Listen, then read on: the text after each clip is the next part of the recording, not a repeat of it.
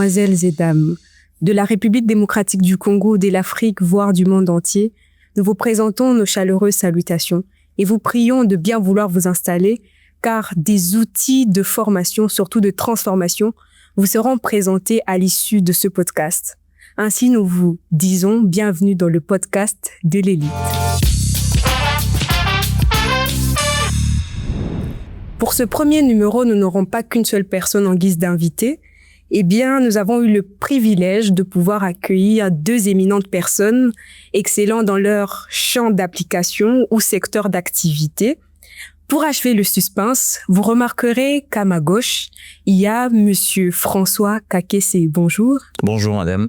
Vous êtes gestionnaire de qualité de la performance auprès du cabinet de chef de l'État. Oui, c'est bien ça. Vous êtes également coordonnateur exécutif de la commission d'aide aux victimes au sein du FONAREV. Vous êtes également expert en réforme stratégique et coordination électorale. Au-delà de tout ça, vous êtes père de 4 enfants et marié. Tout à fait. J'aimerais corriger quelque chose. Dans la présentation, je suis coordonnateur exécutif de la commission interinstitutionnelle d'aide aux victimes et d'appui aux réformes qui travaille avec le FONAREV. Nous ne sommes pas au sein du FONAREV. Merci pour la précision de taille. Et à ma droite, il y a bien évidemment Monsieur Joël Kabouya. Bonjour à vous. Bonjour madame. Il est directeur général adjoint chez Ecobank, membre de la commission réglementaire de l'Association congolaise des banques. Cela n'est pas tout. Il est également expert en audit auprès de PwC. Il est expert comptable agréé par l'ONEC et expert en corporate financière. J'espère n'avoir rien oublié. Et il est également père de 4 enfants, autant que Monsieur François, et marié. Alors juste pour mettre un commentaire sur la description, PwC, ça a été un employeur pendant à peu près 8 ans.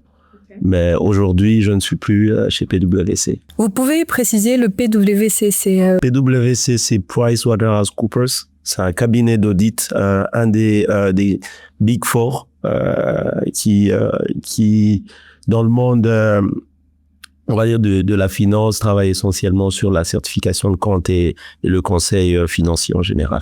Merci beaucoup pour ces précisions détails.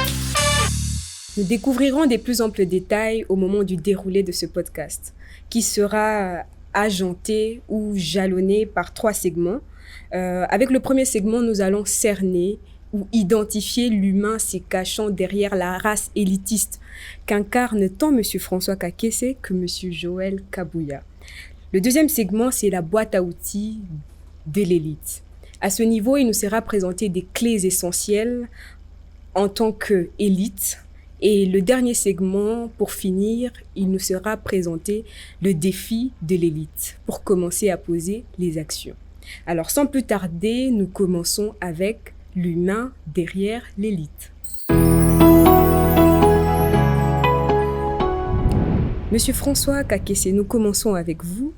Je pense vous avoir présenté avec tous les titres qu'il y a. Alors, quel a été votre déclic pour que vous puissiez être dans la marche de la vie que vous êtes en train de mener maintenant? En tout cas, c'est toujours un peu compliqué de parler de soi-même, surtout quand on est présenté comme étant membre d'une élite.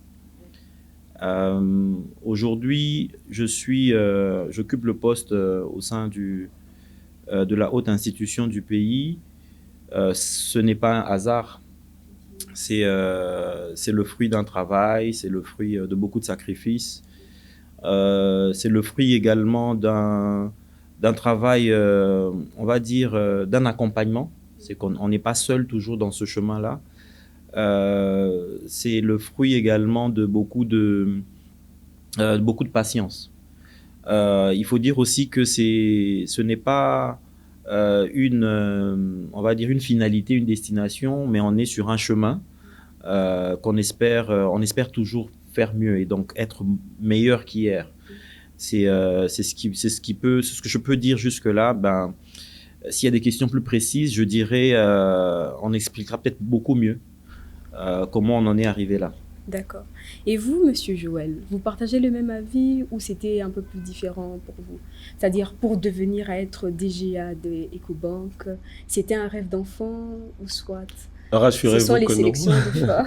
Rassurez-vous que non. Un peu comme François l'a dit, la difficulté, je pense, aujourd'hui, c'est d'essayer de trouver le déclic sur les années récentes. Parce que finalement, pour mon cas, je pense que c'est le cas de plusieurs personnes, c'est que le déclic, il part de parfois très loin. Moi, d'aussi loin que je puisse regarder, je pourrais dire que mon parcours a commencé à ma 4e année d'université. J'étais un étudiant lambda qui recevait un patron d'un cabinet d'audit, d'un Big Four, PwC à l'époque, qui est venu pour un séminaire de gestion financière. Et à l'époque, on était dans une mouvance où les gens préféraient faire des stages plutôt dans des grosses boîtes de télécom, Vodacom, RTL. Personne ne pensait à des cabinets d'audit ou dans les banques. Et en ce moment-là, moi, j'avais pas pu décrocher un stage. Et à la fin du séminaire, je lui ai juste demandé si je pouvais faire un stage dans sa société. Je connaissais pas les cabinets d'audit avant. Je savais pas ce que ça allait m'apporter. Mais je me disais, j'étais à 1 ou 2 mois de la fin de la période de stage. Il me fallait bien faire un stage. Et tout est parti de là. Parce que après le stage, visiblement, j'avais donné une bonne impression. On m'a demandé de prolonger. Je suis resté, je pense, 3 mois finalement en stage et je suis parti après mon stage. 6 mois après, il m'appelle pour me dire « Joël, on va organiser des tests de recrutement pour Price. Est-ce que ça t'intéresse ?» Je lui ai dit « Ça m'intéresse, mais je suis qu'en dernière année, j'ai pas encore mon diplôme. » Il me dit « Présente-toi, passe le test. Si tu réussis, on verra comment aménager ton agenda. » Okay. Tout est parti de là, je pense. Vous étiez préparé, vous avez passé de nuit de travail? Non, pas du tout. Je pense que j'étais déjà un étudiant quand même assez studieux. Et je savais que ça allait toucher à des matières de comptabilité parce que j'avais passé quand même 3 mois de stage. Je connaissais plus ou moins les matières qui seraient vérifiées. Donc oui, donc c'était des matières où je n'avais pas beaucoup de difficultés. Et donc je me suis pointé. Mais j'avoue que après, je me suis rendu compte que c'était un parcours parce que je pense qu'on a passé ces tests-là en 2 ou 3 phases. On a commencé, on était à 200 ou 300. Oui. Puis, il y a eu le premier filtre, on s'est retrouvé à 12. Là, oui, effectivement, tu commences à paniquer parce que tu te sens proche du but. Mais tu te dis, les 12, là, on est tous bons. Est-ce que je serai parmi les 5 qui seront retenus? Bon. Finalement, j'ai été parmi ceux-là qui ont été retenus et pour moi, mon parcours a commencé de là. Okay. Je pense que j'ai beaucoup de choses à mettre sur ce premier boulot qui m'a ouvert beaucoup de portes par la suite. Ok. Et après, peut-être que l'excellence est la clé qui vous a maintenu là-bas. Ah oui, parce que dans les cabinets, comme François va le dire, d'ailleurs, j'ai eu la chance de commencer au cabinet le même jour que François. Donc, on a travaillé, je pense, pendant 2-3 bonnes années ensemble. Ouais. Donc, on s'est rapprochés et donc il va le dire peut-être quand il va rentrer dans les détails. Oui. Dans les cabinets, au fait, le maître mot, c'est le travail. C'est beaucoup de sacrifices parce que finalement, on n'a pas du temps pour nous-mêmes. On a du temps que pour nos clients et pour le cabinet. Et je me rappelle, à l'époque, on avait même du mal à maintenir des relations amoureuses. On était jeunes, mais on avait du mal parce que tout simplement, on n'était pas du tout disponible. Et donc, oui, il y a eu ce travail-là. Et l'avantage, c'est qu'en tant que premier emploi, ça nous a conditionné à travailler toujours comme ça. Donc, les autres emplois qu'on a eus par la suite, on a gardé le même rythme et c'est probablement ça qui nous a distingués. Alors, ça m'ouvre une brèche. Alors, vous parliez d'avoir plusieurs responsabilités. Est-ce qu'avant d'embrasser ces responsabilités-là, vous aviez pris le temps de mesurer les conséquences que ces responsabilités-là auraient sur la vie que vous avez? C'est-à-dire, vous avez des ambitions, des objectifs à atteindre. Est-ce que vous étiez assis avant, histoire de mesurer l'impact que cela pourrait avoir sur votre vie? Comme par exemple, permettez-moi, par exemple la visibilité, l'impact que ça pourrait avoir sur vos relations amicales, vos relations amoureuses, la famille avec les enfants, être dans une école où vous êtes enfant d'un conseiller du chef de l'État, ce n'est pas facile. Être enfant ou ami d'un DGA auprès d'Ecobank, tout ça. Avez-vous pris ça en compte? Avoir des amis par intérêt, etc. Ce sont des conséquences. Oui, ce sont des conséquences, mais en tout cas pour mon cas et je ne sais pas pour d'autres personnes, je ne sais pas si Joël ce sera le cas, On ne mesure pas. Par exemple, pour commencer, le premier emploi que j'ai eu, je ne connaissais pas les cabinets d'audit avant. J'ai fait un stage et j'ai été rappelé un peu plus tard pour l'entretien et puis le début du travail. Comme on a dit, le 6 août 2007, on fêtait les 18 ans de notre carrière professionnelle avec Joël il y a encore quelques mois. Okay. Non, on ne mesure pas. Et même lorsqu'on a commencé avec... vous voyez, quand on sort de l'université, la vie, c'est comme... c'est pas un calcul. Je commence un travail et on est formé à apprendre et puis à reproduire. Donc, c'était pareil. On nous apprend, on reproduit, on fait un travail. On se rend compte qu'on gagne de l'argent maintenant. Mais il y a le revers de la médaille. Joël l'a dit, il n'y a pas de vie. Dans les cabinets d'audit et de conseil, il n'y a pas autre chose. Et vous commencez très jeune. Vous sortez de l'université, je crois 23 ans, et donc vous commencez à travailler, il n'y a pas une autre vie. On vous presse comme du citron, mais ça a des conséquences. C'est que les parents qui vous voyaient tous les jours vous voient quasiment plus parce que quand eux s'endorment, toi tu arrives, tu sors le matin. Les amis, tu ne les as plus. Les amis, c'est maintenant tes collègues de service. Ouais. Et ça, c'est le premier travail. Et donc, ça continuait comme ça. C'est un emploi, donc je commence un emploi. Même quand je suis arrivé maintenant au cabinet du président, pour moi c'est un emploi. Effectivement. Mais maintenant, lorsque on commence un travail, il y a des conséquences. Et ces conséquences, on prend la mesure au fur et à mesure. Effectivement. Et donc je ne pense pas qu'on soit préparé. On peut imaginer des choses, mais c'est généralement pas comme on l'imagine. Monsieur Joël, c'était le cas pour vous? Vous avez subi le changement ou vous l'aviez préparé en amont? Non, pas du tout. Je pense que dans tous les sens, même le parcours qu'on a fait aujourd'hui, si il y a 18 ans, on m'avait dit que je serais ici aujourd'hui, j'aurais peut-être pas cru. Mais c'est vrai que j'aspirais à avoir une belle carrière, avoir une vie de famille, fonder une famille. Mais on s'imaginait pas tout ce qui est arrivé aujourd'hui dans les mêmes proportions. Oui, effectivement, on a tous été surpris à un certain moment, que ça soit par des difficultés de tisser des relations ou même finalement par le fait qu'on est aujourd'hui marié ou même par le fait qu'on est aujourd'hui connu. Moi, je suis encore étonné quelquefois. J'essaie de me présenter quelque part, on me dit non, t'as pas besoin de te présenter, on te connaît. Parce qu'au fait, dans notre vie de famille ou dans notre petit groupe d'amis, on a l'impression qu'on est resté le Joël de l'époque. Et d'ailleurs, quand on se voit, on se raconte les mêmes blagues et on en rigole encore. Donc, c'est quand on sort de cet environnement-là, on se connaît tous, on se connaît depuis longtemps, qu'on se rend bien compte que oui, c'est-à-dire qu'on a fait quand même un petit chemin et qu'il y a un peu de reconnaissance. Ne soyez pas aussi... Mais on ne se rend pas compte, justement. Oui. C'est ça, c'est peut-être la valeur qu'il faut cultiver, c'est l'humilité. C'est qu'on ne se rend pas compte, généralement, de ce qu'on représente, de ce qu'on projette. C'est après que les gens vous disent, bah tiens, je vous regarde, et on commence à se dire, bah tiens, il faut que quand je marche dans la rue, que je me tienne bien, il faudrait que... Voilà, c'est des choses qu'on subit. Voilà, donc c'est des choses qu'on subit. Merci. Bon, et au regard des success stories, comme vous le disiez tantôt, généralement, nous avons droit au discours du genre « J'ai quitté la maison à 4 ans, je n'avais que 1000 francs, j'ai vendu un seul biscuit et aujourd'hui, j'ai 8 motos, etc. etc. Ouais. » Et vous, c'était le cas pour vous où vous avez eu droit aux échecs, au moment où vous n'aviez plus besoin de continuer. Avez-vous connu des moments de difficultés le long de votre parcours? Des mauvaises décisions, des mauvais choix? Bon, j'ai eu à le dire à d'autres occasions.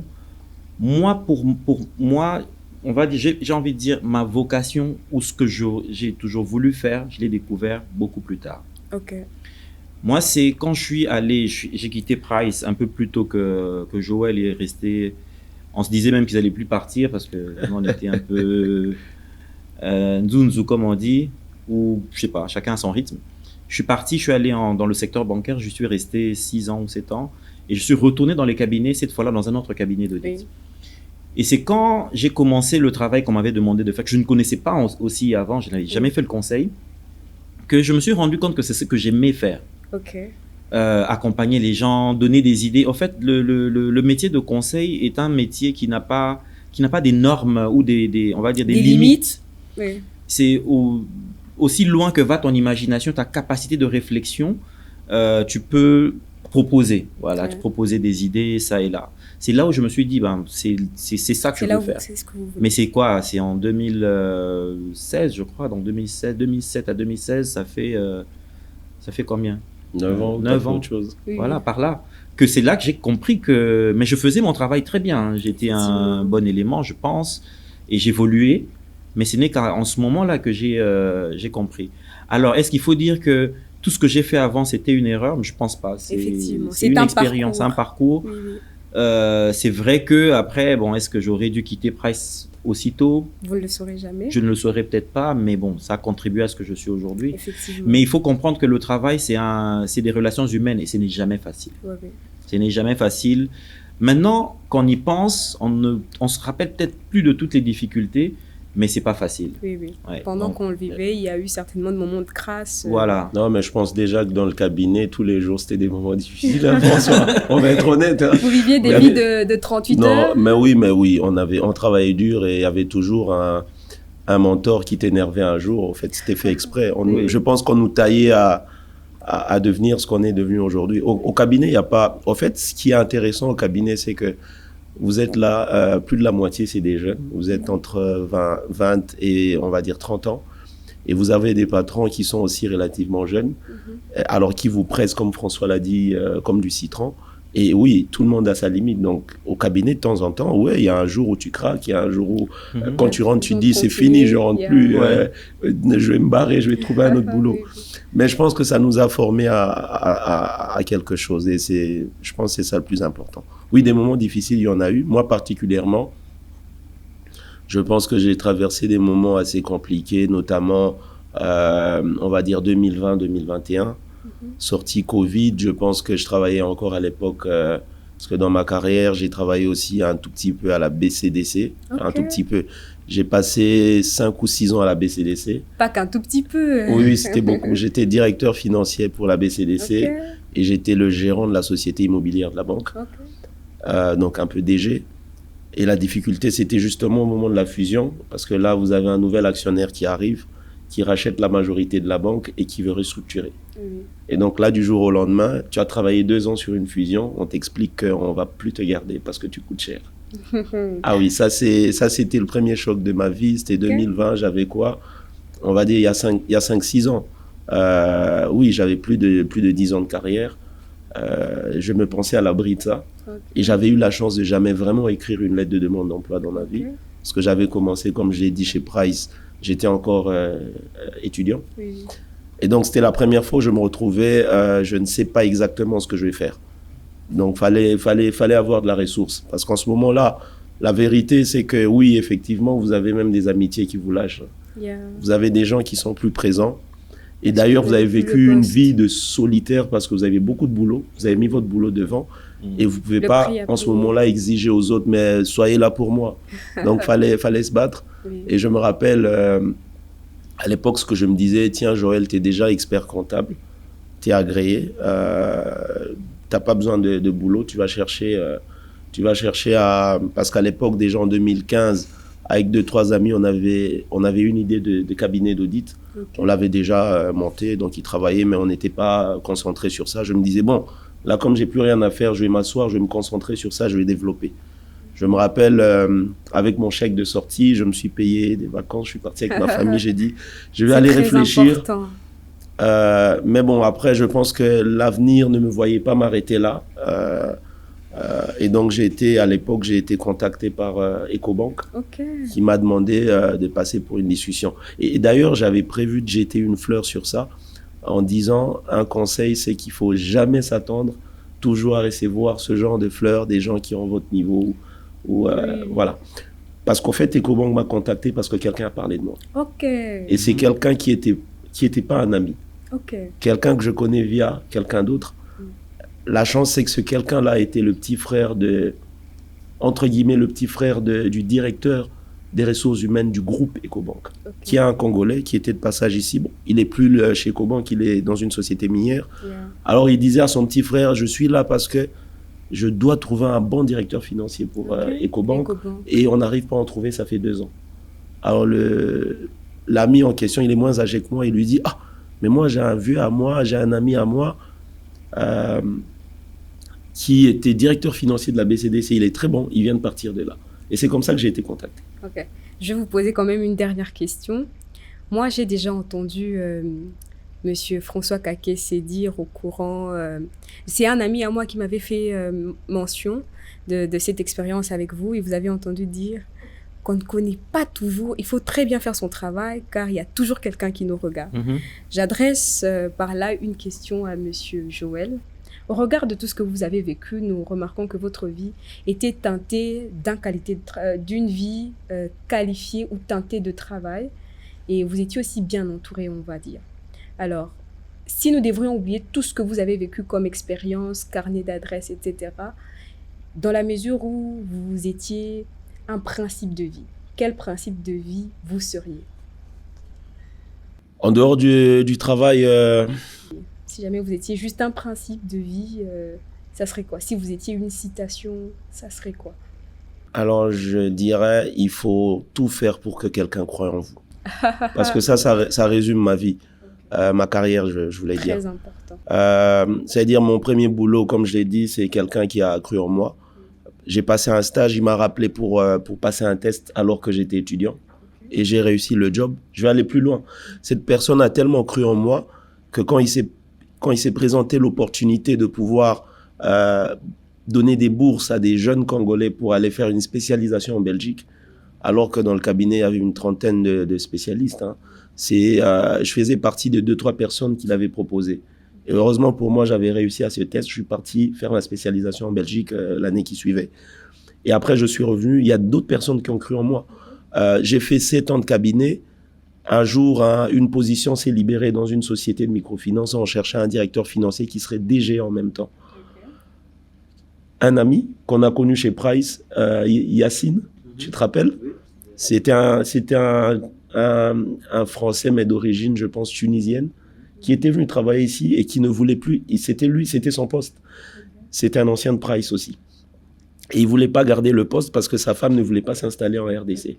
Et il dit à son patron, il dit, le seul gars que je vois pouvoir faire le boulot que je fais aujourd'hui très bien, c'est Joël. Et le gars ne me connaissait pas, il m'a appelé, on a discuté, il m'a donné le poste. Pareil, quand je suis parti de là pour la BCDC, il fallait bien que quelqu'un croie en moi. Le DG là, il me connaissait. Enfin, ok, j'ai fait quelques missions à la BCDC, mais ils auraient pu trouver mieux. Donc, c'est moi. Et même chez Ecobank, aujourd'hui, finalement, j'ai envie de dire, la position que j'ai. Je suis arrivé chez Ecobank en 2021, juin, pour être directeur financier. Et moins d'une année après, on me proposait d'être DG ad interim. Alors que j'ai trouvé des directeurs qui étaient là, qui d'ailleurs, à l'époque, l'ont très mal pris. J'ai risqué ma peau. La qualité du travail, hein, ce que vous dites. Non. Ouais. Au-delà de ça, je dis, au-delà de la qualité de travail, c'est vrai que c'est ça qui t'aide justement à pousser les gens à croire en toi. Mais il faut dégager quelque chose qui va au-delà du travail. Il faut donner de la confiance aux gens pour se dire, tiens, cette personne va aller loin et je vais l'aider. Je l'ai dit tout à l'heure quand on était dans le SAS, qu'il ne faudrait pas qu'on oublie, au-delà de ce qu'on appelle des mentors et tout, ce qu'ils recherchent, peut-être sans le savoir, c'est justement être à l'origine d'une success story. C'est-à-dire, moi, aujourd'hui, je pense que c'est le cas pour François ou pour tous les autres qui sont bien positionnés aujourd'hui. Si on arrive à avoir un talent, un jeune qui a quelque chose, on veut bien l'accompagner, même s'il n'est pas de notre famille. Et c'est ça qu'il faut inspirer aux gens. Il faut que quelqu'un qui te regarde, qui n'est pas de ta famille, qui n'est pas ami à ton père, qui n'est pas ami à ta mère, puisse se dire, tiens, ce jeune a quelque chose, je vais bien l'aider à pouvoir l'atteindre. Et moi, je pense que j'ai eu cette chance-là d'inspirer confiance et de donner envie à des personnes m'aider. J'ai jamais été aidé vraiment professionnellement par quelqu'un de ma famille. Toutes les personnes qui m'ont aidé, c'était des gens que j'ai rencontrés dans le monde professionnel. Voilà, d'une manière ou d'une autre, ou des amitiés, comme j'ai dit, des frères, des jeunes frères qui me connaissaient, et d'ailleurs pas professionnellement. Il a dit que j'étais un bon financier, mais je pense que moi et lui, on n'a jamais parlé boulot. Les quelques fois on s'est vus, c'était pour suivre un match de foot ensemble, rigoler, partager un verre, parce que c'était un ami à un ami. Ouais. Mais la réputation a précédé. Voilà, exactement. Ouais. Et vous aussi, ça vous est déjà arrivé, n'est-ce pas? Oui, pour bien être sûr. appelé Oui. à ce niveau. Quand j'ai déjà pour venir de l'école à PricewaterhouseCoopers dans PwC, c'est une relation. Donc, le managing partner, donc le directeur général, c'est le papa d'un ami qui m'a demandé de venir faire un stage. Je suis arrivé, j'ai fait mon stage. Quitter Pricewaterhouse pour aller chez Access Bank. C'était un ancien de Pricewaterhouse qui était directeur conformité et contrôle interne là-bas qui m'a demandé de le rejoindre. Quitter Access Bank pour BIC qui est devenu FBN Bank, c'est une ancienne collègue qui quittait l'audit, qui m'a dit est-ce que tu ne voudrais pas venir me remplacer? Je suis allé. Quitter FBN Bank pour Deloitte, c'est encore quelqu'un. Donc, mais Price, c'est tout le filon. Et quitter de Deloitte au cabinet du président de la République, d'abord chez la première dame et puis après dans la présidence de manière générale, c'est toujours quelqu'un. Donc, il faut dire que effectivement, le travail acharné, la discipline et la recherche de l'excellence, pour moi, c'est quelque chose qui est fondamental. Quand on dit justement que tu fais un travail, quand tu le fais, il y a quelqu'un qui voit. C'était il était senior manager à l'époque. Ouais, il est passé directeur après, qui avait son bureau adjacent à nous, qui était un bureau vitré, qui voyait. C'était des bureaux donc que vous faisiez, et il disait toujours, quoi que vous fassiez, il y a quelqu'un qui voit, quelqu'un qui regarde. Et c'est resté. Donc quand on travaillait, je me disais, il y a quelqu'un qui peut voir le travail acharné. C'est ce qui nous poussait à nous dépasser. Mais c'est resté justement pour qu'un ancien collègue de service te recommande un travail, ça veut dire qu'il a vu aussi en toi la capacité de faire un travail de qualité. Mais ça, c'est un travail et ça nous a forgé. Et c'est devenu la recherche de l'excellence. C'est même quand j'ai envie de faire un bête truc, je le fais bien. Oui. Parce que je sais jamais où ce papier va aller, auprès de qui ça va atterrir. Oui. Et puis voilà. Vous avez répondu à une question que j'allais tantôt formuler. Donc, si je comprends bien, la culture d'excellence est l'élément qui nous aide à inspirer confiance autour de nous. C'est un des éléments. Oui. C'est un des éléments. Le travail, mais un travail teinté d'excellence. Oui. Si vous recherchez l'excellence, même si vous ne l'atteignez pas, vous serez au-dessus de la moyenne. Et encore, cette phrase-là, être au-dessus de la moyenne, cette recommandation, c'est notre ancien... C'est déjà le plus important. DG qui disait, ne cherchez pas à faire, soyez juste au-dessus de la moyenne. La moyenne, c'est le commun des mortels. Oui. Et donc, pour sortir sa tête du lot, il n'en faut pas beaucoup, juste un peu. Travailler et donc, un peu plus. Et c'est ce travail-là. Et quand vous faites un travail excellent, soyez-en sûrs, vous serez au-dessus de la moyenne. Le temps nous manquerait de nous éterniser là-dessus. Je pense que nous devons passer à l'autre segment. Nous vous remercions d'avoir répondu à nos questions. Le prochain segment, c'est la boîte à outils de l'élite. Pour ce segment, il y a 2 grandes questions à laquelle chacun de vous répondrait. Okay. Nous allons commencer avec Monsieur François Kakese. Oui, le cobaye.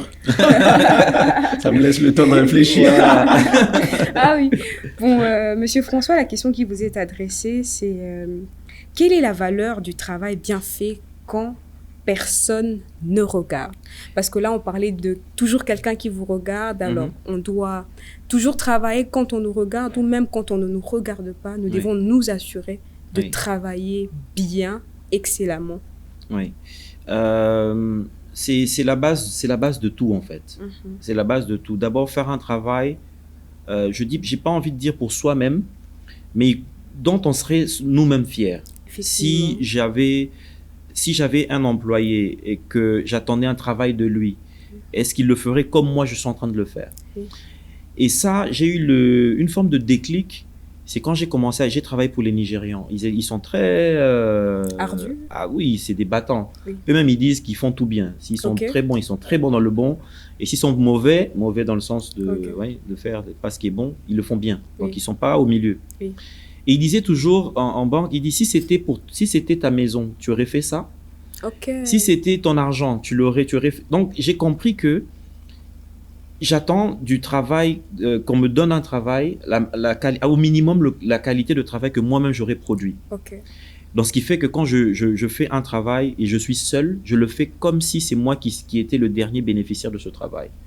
Que la personne qui aura reçu le travail ne se pose pas des questions, dit mais qui a fait ça, ne se casse pas la gueule. Oui. Et donc, aujourd'hui, on est à un niveau où la qualité du papier que je produis peut avoir de l'impact sur les millions de Congolais. Effectivement. Je ne peux pas me permettre de faire un travail qui n'est pas de qualité. Voilà, donc, mais ça, c'est l'accumulation d'une expérience. Ok. C'est devenu un mode de vie. Voilà, donc c'est ce que j'essaie d'inculquer à mes collaborateurs et à toutes les personnes que je rencontre. Faites un travail comme si personne ne vous regardait, donc faites-le bien. Ok. Voilà. Comment vous pouvez adresser ce message aux hauts cadres, aux personnes qui gèrent notre État, et comment est-ce que vous pouvez aussi adresser ce message aux communs mortels, à une personne lambda, à un jeune qui veut commencer, qui ne croit pas en l'avenir, qui, à chaque coup d'essai, ça ne marche pas. Vous pouvez un peu faire le pont entre ces couches des personnes, s'il vous plaît. Aux plus jeunes, moi, je leur dirais de travailler d'arrache-pied. Okay. Vous savez, c'est pas... comment dire, c'est pas tout le monde qui a cette persévérance dans le travail et dans la qualité du travail. C'est les petites choses qui font la différence. Okay. Savoir bien écrire. Pour les plus jeunes qui pensent que aujourd'hui, écrire dans les smartphones, comment dire, il y a ChatGPT qui fait tout le travail maintenant. Oui, peut-être. Mais lorsqu'on vous donne un papier à écrire, il n'y a pas ChatGPT ne sera pas là. Ouais. Vous serez seul. Oui. Il m'est arrivé de proposer des discours séance tenante. C'est-à-dire que vous êtes là, vous devez proposer un papier à votre chef. Il est là, il attend. Il est on stage. Il faut lui donner quelque chose. C'est pas ChatGPT qui va vous aider à l'écrire. Donc, et même à le dire. Donc, savoir écrire. Vous ne savez pas où est-ce que votre papier va atterrir. Savoir s'exprimer. Tout ça, ce sont des petites choses, mais qui font la différence. Toute la différence. Donc ça, c'est aux plus jeunes. Et à ceux qui ont déjà de l'expérience, de continuer de travailler. De ne pas se relâcher, de penser qu'on est arrivé. Ça, c'est la plus grosse erreur.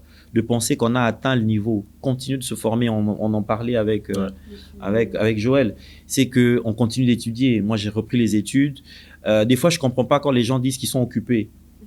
On a le travail, on a les études, on a des occupations. J'enseigne à l'université comme un expert. Okay. Quelle université? À l'université protestante au Congo. Okay. Et donc, je ne comprends pas quand les gens disent qu'ils sont occupés. Il faut continuer de se former, encore et encore, ne jamais se relâcher. Alors, quand vous parlez du travail, permettez-moi, quand vous parlez du travail qui se doit d'être bien fait, on pense d'abord à soi ou on pense à servir l'autre? Parce que ce message, je tiens à ce que il puisse directement être adressé à nos dirigeants qui occupent des hautes fonctions. Avec les dirigeants. Absolument. Il y a de quoi se plaindre dans notre pays. Il y a de quoi se plaindre. Je ne peux pas vous le rappeler. Oui. Pouvez-vous souffler un mot à titre d'exemple dont vous incarnez, l'exemple que vous incarnez? J'espère que je ne vais pas me faire virer. Mais bon, on a tous besoin d'avoir... On pense, enfin, j'estime que si tout le monde au Congo, dans les postes d'occupation, chacun dans sa zone d'influence, faisait correctement son travail, bien sûr que le pays serait différent. On est un grand pays. Le Congo, c'est un grand pays. Enfin, le grand Congo, moi je l'appelle comme ça. La superficie de 2 millions. Dans la taille, l'histoire. Ce pays a fait de l'Amérique une puissance nucléaire.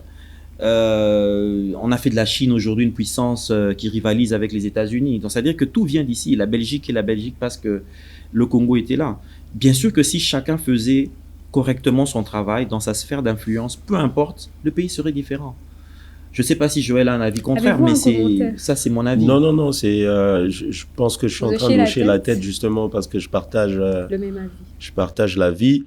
Maintenant, c'est vrai que, je vais le faire avec beaucoup d'humilité, parce qu'en général, on parle des personnes qui ont quand même un background parfois plus long que nous. On n'a que 18 ans de métier. On a eu la chance plutôt d'être bien encadré. Mais bon, peut-être que ce qu'on peut dire à ce stade, c'est qu'il faut qu'on bosse bien. Moi, j'ai envie de dire, on est un pays de plus de 100 millions d'âmes. Si vous avez la chance d'être dans les 50 qui dirigent ces gens-là, vous devez en être digne. Et la meilleure façon d'en être digne, c'est de produire un travail de qualité. François a dit quelque chose tout à l'heure qui m'a beaucoup touché. Il a dit finalement, ce qu'on léguait à nos enfants de plus précieux, c'était le nom.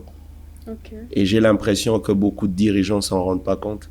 Mais ils vont rendre la tâche difficile à leurs descendants s'ils ne font pas leur travail comme il le faut. Tout à fait. Parce que quelqu'un va se présenter et dire « je suis tel », on va lui dire « t'es le fils de tel ». « Ah, ton père a détruit ce pays ». Et en ce moment-là, les Yeah. maisons que tu l'auras laissées avec de l'argent acquis proprement ou détourné, ça ne l'aidera pas, malheureusement. Donc, du coup, je pense que quand on a la chance d'être dans un gouvernement, dans une société publique, dans un établissement, dans un fonds du pays, ou avoir une position qui vous donne une parcelle de pouvoir et une influence sur la vie des Congolais, il faut vraiment être sérieux. Et malheureusement, moi je pense que ce qui a peut-être été très mal fait, c'est qu'il y a des gens qui commencent leur carrière directement en politique. En politique.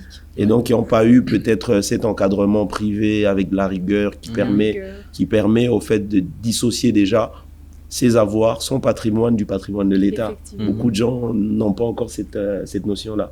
Ouais. Par ignorance ou parfois par cupidité, tout simplement. Ouais. Et oui, malheureusement, c'est un mal congolais.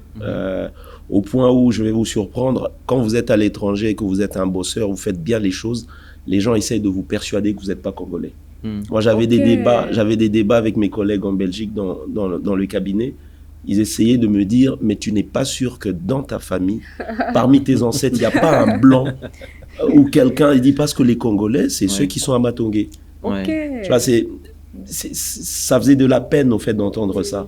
Les gens ne nous regardent pas comme des bosseurs. Alors que, comme j'ai dit tout à l'heure, les Congolais qui bossent quand ils sont à l'étranger, moi j'ai été dans des formations à l'étranger où, quand il y avait des Congolais, on savait qu'on s'alignait parmi les meilleurs. Aussi bien en Belgique, quand j'ai fait ma spécialisation, qu'à HEC Paris, quand j'ai fait un executive master. Donc, on est brillant, mais malheureusement, parfois, on n'est pas très bosseur. Et on est très vite dans j'ai envie de dire, dans l'amusement. Voilà. Maintenant, là, nous avons les pieds dans la boue. Avez-vous... je ne sais pas, 2 ou 3 pistes de solutions rapidement à pouvoir proposer tant aux jeunes Congolais, tant qu'aux seniors, tant qu'aux personnes qui sont déjà avancées en âge, etc., pour pouvoir un tout petit peu sortir de la boue et ne pas s'enfoncer encore davantage de là où nous sommes. Analyse. Oui, la crise que connaît le pays, une crise d'élite aussi, hein. Il faut reconnaître qu'au sortir de l'indépendance, on avait des éminents professeurs, des éminentes personnalités qui ont conduit le pays pour certains jusqu'aujourd'hui d'ailleurs. Oui. Ils sont encore là, hein, qui ont été très bien formés. À un moment ou à un autre, je ne peux pas dire à quel moment la crise a commencé, parce qu'on avait toujours nos parents qui nous disaient votre génération est pire que la nôtre, et chaque génération dit à la génération précédente qu'elle est pire. Enfin. Mais pour les jeunes, je crois qu'il faut revenir aux fondamentaux. Il faut éviter les raccourcis. Il faut commencer par les choses fondamentales. Savoir lire, écrire, le patriotisme. Effectivement. Voir que l'amour du pays, le bien qui est dans la rue, c'est un bien commun. Ça ne m'appartient pas, ni à l'autre. Donc on doit le respecter, on ne doit pas le casser, on ne doit pas le détruire. L'amour du pays, de la patrie, de la nation. On a perdu des choses simples. Simples. On nous a appris qu'on arrive, on salue l'aîné, on ne tend pas la main en premier. Effectivement. Aujourd'hui, les jeunes, ils viennent, ah wesh, mon frère, tout ça. Donc on a perdu des petites choses, mais c'est l'âme d'une nation. Effectivement. Ça commence par là. Bon, pour ceux qui ont déjà, Joël l'a dit en toute humilité, on ne peut pas commencer à pointer du doigt, mais on a nos collègues, parce qu'on est la génération également qui allons prendre le relais. Il faudrait qu'on reste sérieux dans ce qu'on fait. On a la chance de regarder les autres commettre des erreurs, ne faisons pas la même chose. Des raccourcis, de devenir l'homme le plus riche, c'est pas ça le but. C'est pas ça. Et il y a plusieurs réflexions à faire. Je détourne de l'argent du secteur de la santé. Mais c'est peut-être mon oncle, mon cousin qui aurait dû bénéficier d'une aide dans un hôpital à Songololo ou à Kindu, je ne sais pas où, que je serais obligé de suppléer encore par ma poche. Donc c'est un cercle vicieux. Et voilà, donc c'est une destruction dont on n'évalue pas les conséquences immédiates, mais qui nous touchent nous-mêmes directement. Donc, on comprend bien que ce n'est pas parce que le basique est simple que c'est moins efficace. Exactement. Nous devrons revenir aux choses essentielles, aux choses primaires, l'amour de la nation, penser à l'autre autant qu'on pense à soi, ne pas s'engraisser en élargissant ses poches, Exactement. en ne pensant pas aux autres, car Tout à cela influe effectivement à la réputation de la nation et choses semblables. Ouais. Et d'ailleurs, finalement, on n'emporte pas tout ce qu'on amasse. C'est ça c'est le paradoxe de de vouloir amasser, parce qu'en fait, le jour où on part comme on est arrivé. Effectivement. Et ce qui est choquant, c'est que même tes vêtements, c'est quelqu'un d'autre qui va les choisir. Ouais. Donc finalement, il faut se poser la question si il suffit juste de vivre bien ou bien il faut absolument avoir des milliards. Effectivement. Alors, j'ai une grande question à adresser cette fois-ci à Monsieur Joël Kabouya. Au moins, c'est équitable. C'est équitable, hein, vous avez vu. Monsieur Joël Kabouya, la question qui s'adresse à vous, c'est: faut-il être pistonné pour être assis à la table des grands? Vous êtes un grand parmi les grands, pour ne pas dire que vous êtes le plus grand dans votre secteur d'activité. Quelle est la question qui vous est adressée? On a besoin d'être pistonné pour être assis à la table. Je pense pas que je sois encore le plus grand. Parce que j'ai 15 banques dans le pays et tu as 15 DG, tu as un peu plus de DGA, donc j'en fais partie. Oui. Peut-être que ça m'arrivera d'être à ce niveau-là. Certainement. Maintenant, ce que moi je peux dire, c'est qu'il n'y a pas de remède fétiche, ou il n'y a pas de, j'ai envie de dire, de parcours universel dans cette question-là. Mais moi, ce que je pense, parce que c'est ce que j'ai vécu et ce que j'ai vu certains vivre, c'est que quand on est aidé, j'aime pas beaucoup le concept ou le terme piston. Ça, c'est un peu péjoratif parce que ça donne l'impression qu'on n'a fourni aucun effort et qu'on a juste été poussé par le dos. Je préfère plutôt dire, comme j'ai dit tout à l'heure, orienté. Non, je préfère dire plutôt des gens qui ont cru en toi et qui t'ont aidé à atteindre tes objectifs. Okay. Parce que pour moi, ça vient de ce que tu as montré aux gens. Alors, moi, je veux dire, mon analyse dans cette question, c'est que avoir des gens qui vous aident à aller plus vite, je crois que je l'ai dit déjà, avoir des gens qui t'aident à aller dans la direction où tu as des talents, ça t'aide justement à aller un peu plus vite que si tu le fais tout seul. Il y a des exemples des gens qui l'ont fait tout seul et qui sont allés vite, hein, surtout aujourd'hui avec ce qu'on appelle des fintech. Il suffit d'avoir sorti un truc qui révolutionne un domaine, je sais pas moi, dans le digital payment, que tout de suite ta boîte vaut 1 milliard et puis tu exploses. Tu es coté en bourse et donc tu es assis sur la table des grands. Mais ça, c'est des cas isolés. Aujourd'hui, on va dire pour des carriéristes, des gens qui veulent faire une carrière, oui, je pense qu'avoir des gens qui croient en toi, qui voient ton talent et qui t'aident à atteindre tes objectifs, ça permet d'aller plus vite. Je ne suis pas sûr que si j'avais pas eu ces 4 ou 5 noms que j'ai cités tout à l'heure qui m'ont aidé, je suis pas sûr que je serais peut-être à ce niveau. J'en sais rien. Peut-être qu'il y avait une prédisposition, on va dire, spirituelle, divine qui m'aidait également, mais peut-être que cette prédisposition, justement, est passée par ces personnes-là. Donc, j'ai envie de dire, pour moi, il faut, à chaque fois qu'on est à un endroit, à une position, travailler dur comme François l'a dit, mais essayer au fait de mettre en avant tes talents parce que justement, il y a quelqu'un qui peut les voir et qui peut t'aider à les atteindre.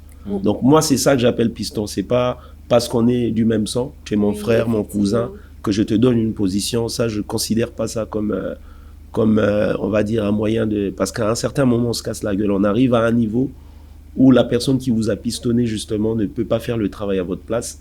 Et très vite, on voit vos insuffisances. Et en ce moment-là, vous tombez plus bas encore.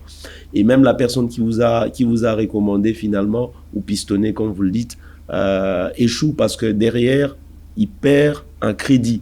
Parce que quand on arrive à pistonner les gens, à les placer, ça veut dire qu'on a un certain crédit. Les gens se disent... Oui, on sait voir un talent, on sait mettre en avant quelqu'un. Mais quand on se rend compte au bout de 2-3 fois que vous avez pistonné des gens qui étaient finalement des tonneaux vides. On vous demandera pour quelqu'un. Non, mais même quand vous proposez, les gens vont regarder en disant, celui-là, maintenant c'est qui? C'est cousin, c'est le petit frère de sa deuxième épouse. Voilà, vous perdez le crédit finalement. Après ça, c'est le principe. Je vous présente le cas de quelqu'un qui prétend avoir tout essayé et qui est presque au fond du gouffre et veut abandonner. En disant que moi, au Congo, franchement, le Congo, ça ne va pas, le Congo me fatigue, je n'essayerai plus jamais parce que Nga Naza n'a nos côtés, je n'ai personne pour me positionner. C'est-à-dire, moi, j'ai déjà adressé mes CV, j'ai déjà fait du porte-à-porte, etc., mais ça ne marche pas. À cette personne-là, vous lui diriez quoi ? De continuer ou soit au bout d'un moment se dire « attends-toi au piston ». Et de l'autre côté, vous avez quelqu'un qui ne s'attend qu'à ça. Qui ne s'attend qu'à ça. Qu'est-ce que vous diriez à ces deux personnes ? Quelqu'un qui a tout essayé mais ça n'a pas marché et quelqu'un qui ne s'attend qu'au piston parce qu'il sait que ça viendra d'un moment à l'autre, etc. Moi, pour moi, je ne demanderai qu'à la personne de continuer. Oui, effectivement. Parce que de toutes les façons, si il arrête, elle fait quoi ? Elle ne peut que continuer. Cela, permettez-moi, c'est là aussi, ça rentre dans l'écosystème de notre pays. Donc, c'est un de tout ça. Bon, quand les gens disent ça, je rejoins ce que Joël a dit. Convaincu que nous sommes ce que nous sommes parce que quelqu'un, à un moment donné, a parlé de toi. Peut-être une personne, plusieurs personnes ont parlé de toi dans des endroits où tu n'étais pas et qui ont permis aussi à ce que tu puisses évoluer. Inversement aussi, il y a des gens qui parlent de toi pour que tu n'évolues pas. Il ne faut pas qu'on soit dans un monde de bisounours, penser qu'il n'y a que ceux qui parlent de toi. C'est ça justement l'adversité et le combat justement de ce poids-là, de ceux qui parleront de toi en bien et ceux qui parleront de toi en mal. Il y en aura toujours et c'est un combat. Mais je peux aussi rajouter que lorsqu'on fait un travail de qualité, que cela est découvert, peu importe le nombre de personnes qui iront parler de mal, ça ne change pas. Et c'est très difficile qu'une personne qui est convaincue que Joël a du talent, même si je viens demain commencer à raconter des contre-vérités, c'est difficile à changer ce genre de choses. Mais pour une personne qui a essayé, qui continue d'essayer, je ne sais pas, Joël, s'il a... Ouais, non, c'est ça la difficulté. Moi, je comprends. On est dans un marché, malheureusement, où on a, j'ai envie de dire, une offre qui dépasse au fait la demande. J'espère que dans les années qui vont suivre, là, je vais en profiter pour donner un petit punch à nos politiques. J'espère qu'on pourra mettre en place des politiques qui permettent de promouvoir, au fait, les PME et l'emploi en général. Parce que quand on regarde la plupart des pays, les principaux employeurs, c'est pas le public, c'est le privé. Et dans le privé, on a toujours plus en termes de tissu PME que des grosses boîtes, parce que les grosses boîtes, il y en a généralement qu'une dizaine, en tout cas pas plus de 100. Donc j'espère que ça va aider également, parce que malheureusement, on est dans une configuration où l'offre dépasse la demande. Donc il y a plus des talents, il y a plus des diplômés, il y a plus des gens qui cherchent du boulot. Tout le monde n'a pas la chance que l'on a eue, on va être sincère. Alors maintenant, cela dit, tout ce que je peux dire à la personne, moi, c'est non seulement de continuer à chercher, comme François l'a dit, de continuer à se former. Merci. Je sais que la personne va peut-être se dire, je vais tomber dans le piège de surdiplômé, mais c'est beaucoup mieux, quand un employeur se présente, de se rendre compte que vous n'avez jamais arrêté d'étudier, plutôt que de se rendre compte que ça fait 5 ans que vous avez votre diplôme et vous n'avez rien fait après, à part déposer les demandes d'emploi. Donc ça peut créer un trou dans votre CV qui généralement gêne beaucoup d'employeurs. Donc pour moi, continuez à vous former si vous pouvez, si vous avez encore des moyens en ligne ou en présentiel, continuez à vous former et choisissez un domaine qui vous permet justement d'approfondir. N'allez pas dans tous les sens, j'ai fait le droit, finalement je fais l'économie, puis je vais aller faire la médecine. Concentrez-vous dans un domaine et si vous êtes un peu plus fort dans ce domaine-là, commencez à faire des éditoriales ou rédiger un truc. Chaque semaine, sortez un truc sur LinkedIn, sur vos réseaux sociaux. Si vous connaissez quelqu'un qui peut en parler, faites-le. Parce que j'ai vu des gens justement qui se sont fait remarquer par ça et qui finalement n'ont pas eu besoin d'avoir un emploi. Parce que les gens ont commencé à les consulter. Deuxième élément que moi j'aimerais soulever ici, on s'en rend peut-être pas compte, mais on tisse en fait notre réseau à l'université et peut-être les premières années de travail. Aujourd'hui, moi, je pense que j'ai quelqu'un presque partout. Si j'ai un souci à la présidence, je vais appeler François, mais j'en ai 2-3 autres. Si j'ai un souci à la primature, je vais appeler quelqu'un. Si j'ai un souci à la banque centrale, j'ai quelqu'un à appeler. Si j'ai un souci à la DGI, j'ai quelqu'un pour appeler. Mais c'est pas des amitiés que j'ai tissées maintenant que je suis DGA. Effectivement. Pour la plupart, soit j'ai étudié avec eux. Et d'ailleurs, par exemple, le gouverneur de la ville de Kinshasa, j'ai étudié avec lui. On a fini à l'UNIKIN ensemble. Voilà, donc c'est des gens avec qui on a partagé des moments où on n'était pas du tout intéressés parce que quand on est étudiant, on ne sait pas qui va devenir qui demain. Donc on a tissé une amitié désintéressée qu'on a entretenue avec des épisodes où on ne se voyait pas parce que chacun s'est cherché un tout petit peu. Mais aujourd'hui, ces personnes-là, comme moi, on se retrouve à certains cercles qui me permettent justement de pouvoir... Donc, étudiants, étudiantes, pendant que vous étudiez, s'il vous plaît, construisez votre réseau. Soyez sympa, donnez du temps à tout le monde, ne négligez personne parce que demain, on ne sait pas.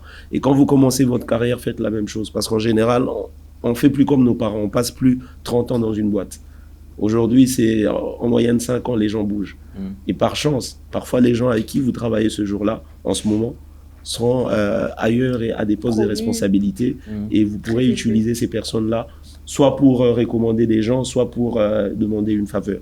Donc moi, c'est ce que je demande, ce que je pourrais donner comme conseil à ce stade à ces jeunes-là. Donc, continuer à se former et être ingénieux. Donc, donner des positions sur des matières où on s'est bien formé, on sait qu'on a quand même une opinion.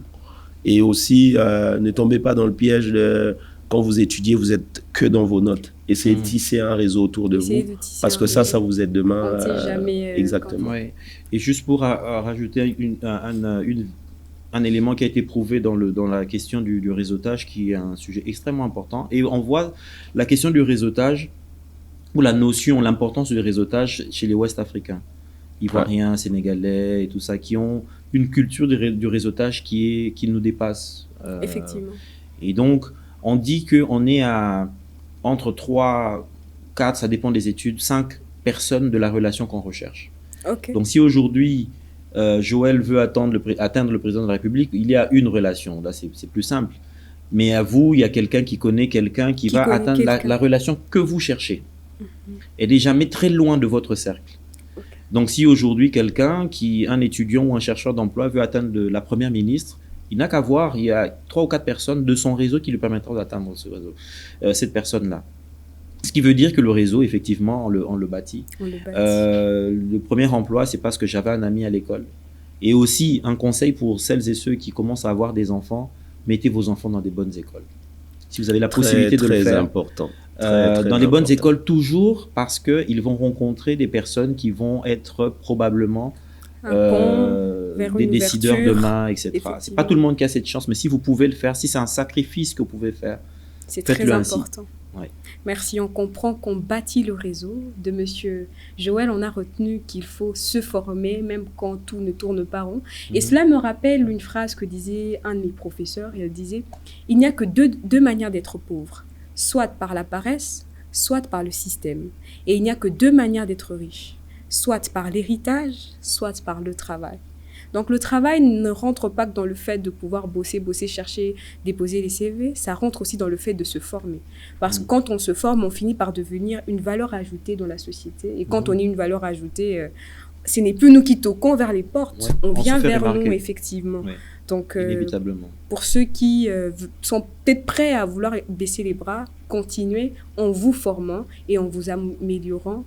Le Congo a besoin de vous. Nous avons fini avec la boîte à outils de l'élite. Nous passons au défi de l'élite. Au moment du défi de l'élite, alors nous donnons 3 minutes à Monsieur Joël. Cette fois-ci, on ne commence pas avec Monsieur... cette fois-ci, c'est moi qui fais la cobaye. Effectivement. Ouais. Et 3 minutes à Monsieur François pour pouvoir donner un défi. Nous avons dit bien des choses pendant le temps, dès le début jusqu'à présent. Est-ce qu'il y a de conseils directs, concrets, pouvant pousser à l'action à partir de maintenant à nos auditeurs, dans l'intention de pouvoir bien évidemment sortir de la zone de confort ou sortir de la mauvaise place dans laquelle ils se retrouvent pour pouvoir se mettre à l'action dans l'intention de devenir une élite, dans l'intention de devenir un objet utile pour la République démocratique du Congo. On peut commencer par où? Waouh, c'est tellement énorme. Je ne sais pas exactement par où commencer, mais ce que je vais faire, je vais donner peut-être 2-3 conseils Effectivement. que moi-même j'essaye tant bien que mal Je note. de pratiquer. Je note déjà. Et je pense qui aideront ceux qui vont essayer de faire la même chose. Première chose que moi je dirais, dans votre domaine, Effectivement. continuez à vous former. Alors la formation, c'est pas forcément aller s'asseoir dans un banc d'université. Ça peut être par la lecture. Essayez. Moi, je me donne la discipline tous les 2 mois de lire un bouquin sur mon domaine. Donc il y a toujours. Bon, écoute, on est né aujourd'hui, ça veut dire qu'on a raté plus de 2 siècles d'écriture. Donc il y a toujours moyen d'aller trouver, quand il n'y a pas de nouveauté, d'aller trouver un vieux livre qui parle d'économie ou de la banque pour regarder. Mais essayez plus ou moins de regarder les gens qui écrivent récemment sur votre domaine, parce que ça bouge tellement vite en ce moment que très vite vous pouvez être analphabète. Avec ce qui se passe avec l'intelligence artificielle, avec tout ça. C'est un grand chamboulement. Peut-être que nous on perçoit pas aujourd'hui, mais que nos enfants vont percevoir. Donc essayons de lire, essayons de rester connectés pour ça. Deuxième conseil que moi je donne aux gens, c'est que François a dit tout à l'heure, faut être toujours au-dessus de la moyenne pour être sûr de se positionner. Moi je suis un peu plus exigeant avec moi-même. Je me suis toujours dit il fallait que je sois 2 fois plus bon que les autres, parce que je savais que j'avais pas la bonne couleur de la peau. Parce qu'aujourd'hui, les mondes sont interconnectés. On travaille avec des Américains, avec des Français, des Belges. Et à chaque fois que tu seras dans une grande boîte où tu veux te positionner, dis-toi que tu n'as pas la bonne couleur de la peau. Et que pour qu'on te mette toi à la place d'un bon blanc, il va falloir que tu sois 2 fois meilleur que lui. 2 fois meilleur. Et puis, pire encore, on a peut-être aujourd'hui un pays qui a une réputation pas très... Donc, quand même on est entre Africains, à la place de prendre un Cameroun... Enfin, Camerounais, ils sont un peu... mal réputés comme nous. Je vais dire, si on doit prendre, je vais dire comme ça, un Ivoirien et un Congolais à un poste élevé dans un organisme international, crois-moi, tu seras le 2e choix tout de suite, sur papier déjà. Okay. Donc il faut vraiment que tu prouves que tu as 2 fois plus de valeur ajoutée que le Sénégalais ou l'Ivoirien pour qu'on te prenne. Donc moi, j'ai toujours essayé, quand je bossais, je regarde mes contemporains, je dis, je vais essayer de faire 2 fois plus qu'eux. Ça ne veut pas dire rester au travail plus longtemps, ça veut dire dans la qualité de ce que je vais produire. Faut que les gens se disent waouh. Et avec des amis, on rigole, on disait un truc en lingala, on disait tu dois tellement bien bosser au point où les gens autour de toi se disent que tu es occultiste. Dis ça un peu en lingala, peut-être que ça sonnera mieux. Il faut ça là dans le niveau où Donc quand tu arrives à ce niveau-là où les gens se disent c'est pas normal que quelqu'un bosse comme ça, alors t'as dépassé un palier.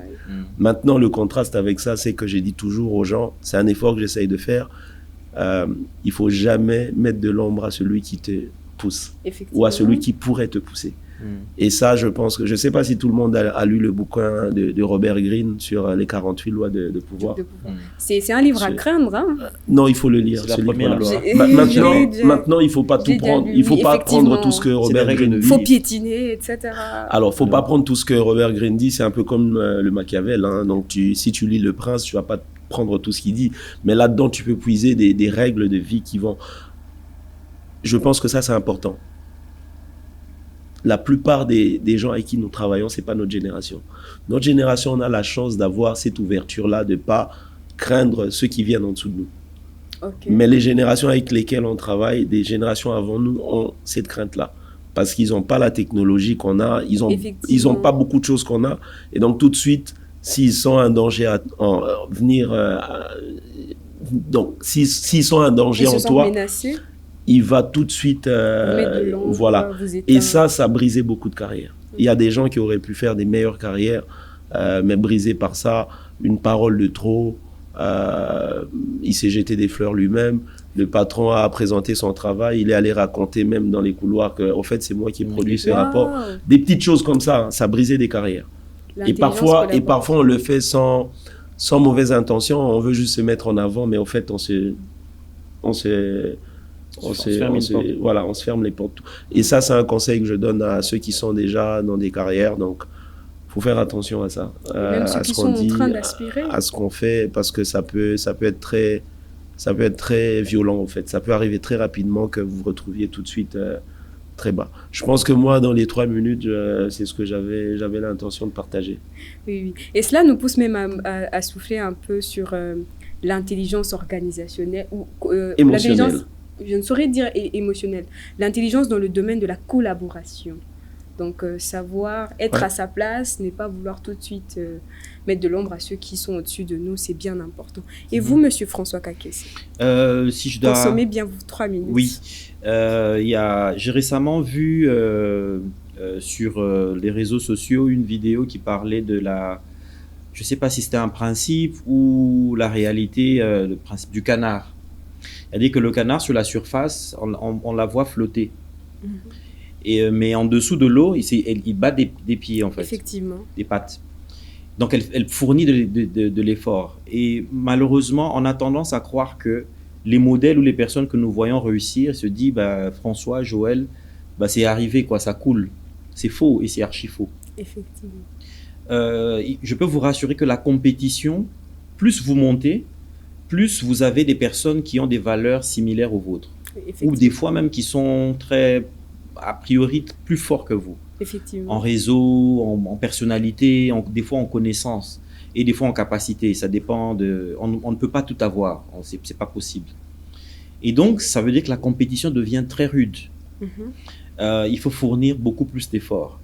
Et c'est là où justement on comprend cette notion de solitude, de faire le travail, de le faire comme si on n'était pas observé, on était seul au monde. Et Joël l'a dit, ne pas arrêter de se former, ne pas arrêter de lire. Tout le monde sait écrire. Effectivement.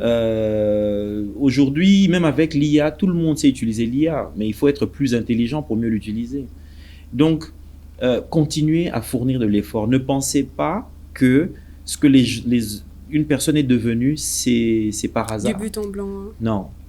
C'est le fruit d'un grand travail. D'un très grand travail. Et y rester, c'est encore un très grand travail. Effectivement.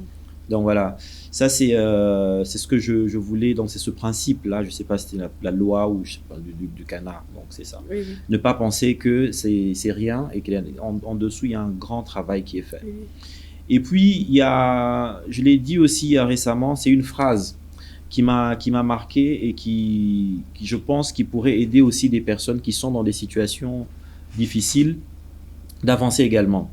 C'est un livre de Joseph Kizerbo un historien qui disait: c'est une des lois de l'histoire que chaque moment de décadence ait été suivi de périodes de renaissance. Les hommes l'ont si bien compris qu'ils ont trouvé en eux la capacité de supporter un insupportable présent. Ok. Ça veut dire quoi? Ça veut dire simplement que les temps changent. Effectivement. Il y a un cycle. Joël le disait, on en parlait avant de commencer l'émission. On ne sera pas là à un moment donné. Les choses vont changer. Ceux qui sont devant aujourd'hui ne le resteront pas indéfiniment. Idem aussi pour la situation difficile dans laquelle tu te trouves. Elle ne sera jamais, elle restera jamais la même indéfiniment. Donc les périodes de décadence sont toujours suivies de périodes de renaissance. C'est ça le cycle de la vie. Et quand tu comprends le cycle de la vie, peu importe le temps que ça prend, à un moment ou à un autre, tu vas revenir. Et aussi, pour toi qui es là, il faut savoir que tu laisseras ta place. Effectivement. Et donc, si aujourd'hui, tu avais volé l'argent de la route qui a mené à la ferme que tu vas occuper, sache que tu iras occuper cette ferme avec cette roue détruite. Effectivement. Et chaque jour, tu vas râler, mais tu oublies c'est toi qui as fait l'argent de la route qui devait te mener à la ferme que tu occupes, ta belle villa, mais que tu n'atteindras que très difficilement. Ou encore le centre de santé où on va t'emmener en urgence. Effectivement. Voilà, donc c'est ça la vie. Il est bien d'être C'est un cycle et c'est une saison et il faut savoir se maintenir. Même quand ça ne marche pas, insiste. Ça va arriver et comme Joël l'a dit, il faut être prêt lorsque ça va arriver. Ok. Je crois qu'avant d'entrer ici, vous aviez dit qu'il y avait une phrase dans votre livre-là que vous vouliez mentionner. Ah oui, je ne sais même plus si elle tient encore la route, mais on a déjà tout dit. Ok. Avez-vous un mot de la fin, Monsieur Joël? Non, je ne peux pas clôturer avant le responsable de qualité. Sinon, j'aurai une mauvaise note après. Ok. Voilà. C'est un livre qui parle de succession. Je ne sais pas si cette caméra-là. C'est bon, ça perçoit. Voilà. C'est secret de famille. Donc, il y a plusieurs familles. Et c'est des familles européennes. À un moment, on discutait justement sur la question de l'héritage. Qu'est-ce qu'on veut, on veut transmettre, léguer. Et c'est une phrase au tout début qui dit transmettre, en revanche, on parle de l'héritage, transmettre, en revanche, est sans doute la chose la plus difficile qui soit. Car il ne s'agit pas uniquement de biens matériels, mais de valeurs morales, de culture et de sentiments. Ici, on parle de l'héritage. L'héritage, ce n'est pas uniquement transmettre des biens matériels, mais c'est transmettre des valeurs morales, de culture et de sentiments. Effectivement. Voilà, donc, nous qui avons l'impression, parce que vous nous donnez cette charge-là qu'on a atteint l'élitisme, etc., le plus dur, c'est de transmettre ce que nous avons comme valeur. Effectivement. Quand je parle de l'excellence, je vis l'excellence. Quand on parle de discipline, je vis la discipline. Il est difficile de transmettre ce genre de choses. Mais on a l'occasion d'en parler, d'en reparler, et j'espère que ce ne sera pas la dernière occasion. Bien sûr, vous êtes le bienvenu. Pour que les gens entendent et comprennent que c'est ça qui fait la différence. C'est ça qui va faire la différence entre le Congo d'aujourd'hui, qui sera le Congo plus beau qu'avant, plus beau en 1960, en 2025. 25 ans plus tard, le Congo doit être plus beau qu'avant. Ça ne se changera pas uniquement par les constructions, etc. Et qui d'ailleurs dépendent des choses qui sont immatérielles. Effectivement. La qualité de la personne. Voilà, donc c'est une phrase que je voulais transmettre. Il est difficile de transmettre un héritage quelconque, mais on espère qu'on aura transmis un tant soit peu aujourd'hui dans le podcast de l'élite quelques valeurs qui auront permis à quelqu'un de sortir la tête du lot et de ceux qui sont déjà arrivés d'y se maintenir et d'être encore meilleurs. Nous vous ovationnons en tout cas, merci beaucoup. Et vous, monsieur Joël? Je pense que François a tout dit. En 1 heure, c'est pas assez pour transmettre tout et parler de nous. Je voudrais pas que les gens nous prennent de haut. En fait, ce qu'on essaye de faire, l'exercice difficile qu'on essaye de faire ici, c'est de donner 2-3 clés avec notre expérience de notre parcours sur les 18 dernières années, de leur dire ce que nous on a utilisé comme clés ou même les clés qu'on a vu nos voisins, nos amis à gauche et à droite utiliser pour pouvoir contribuer. Je veux dire, la jeunesse aujourd'hui, c'est plus de la moitié de la population de la RDC, donc on parle de plus de 50-60 millions d'âmes. Donc si aujourd'hui on ne travaille pas sur eux et qu'on travaille que sur les routes et les bâtiments, on aura demain des gestionnaires qui vont encore détruire tout ça. Donc moi, j'ai toujours été très ouvert à ce genre de discussion parce que j'en apprends beaucoup, mais aussi ça me permet de rendre un tout petit peu de ce que moi j'ai appris. Donc voilà, donc j'espère également que sur ce plateau ou ce podcast passera pas que nous, mais plusieurs des jeunes élites qui vont également nous enrichir nous aussi en les suivant. Et que finalement, c'est une initiative qui va contribuer également au développement de la nation. Oui, développer le pays, à l'essor de la jeunesse, pour qu'on donne des valeurs à ce qui a de la valeur. Donc le travail, la discipline. François disait tout à l'heure, en parlant de la discipline, c'est que c'était faire des choses compliquées, peut-être qu'on n'aime pas, mais on les fait tellement avec amour, comme si c'était vraiment notre dada, c'était notre... Alors qu'on va atteindre ce niveau-là, et on rajoute à ça un tout petit peu de patriotisme, de civisme, je pense que les choses vont décoller. Ouais. En tout cas, je ne saurais rajouter mot à tout ce qui a été dit. Nous vous remercions en tout cas du haut de vos innombrables responsabilités de nous avoir accordé du temps pour passer au sein de notre plateau. Nous nous sentons honorés. Merci et nous identifions également votre envie de contribuer au développement de la nation en bien évidemment conscientisant la jeunesse. Et nous ne savons pas vous dire autre chose que merci. C'était avec plaisir. Un grand plaisir. Merci à vous. Alors, je ne saurais revenir, comme je le disais tantôt, à ce qui a été dit, mais vous l'aurez compris. Il a été question, on a parlé du travail, on a parlé du patriotisme, on a parlé de toujours avoir l'intention de faire les histoires simples qui sont bien évidemment pas du tout éloignées d'être efficaces. Cela étant, c'était le podcast de l'élite pour une génération qui change l'histoire. Et nous vous réservons la suite au prochain numéro. Merci.